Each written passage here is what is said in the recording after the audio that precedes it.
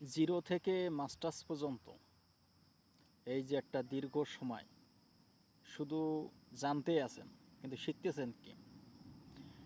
জীবন চালাইতে গেলে, অর্থ উপার্জন করতে গেলে বা সার্বিক ব্যবস্থাপনা পরিচালনা করতে গেলে আপনাকে তো শিখতে হবে।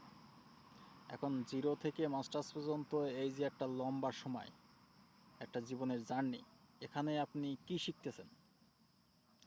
বাংলাদেশের পাঠ্যপুস্তকের যে গঠন প্রণালী, এটা দিয়ে তো শেখা সম্ভব না, আপনি শুধু জেনেই যাবেন।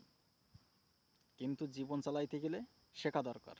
পড়াশোনার পাশাপাশি এমন কিছু করতে হবে যেটা দিয়ে শুধু চাকরি নির্ভরশীল না হয়ে নিজেকে যেন পড়াশোনার পরে যেন কিছু করতে পারি, এমন একটা পর্যায়ে নিজেকে পড়াশোনা চলার ভিতরে তৈরি করতে হবে।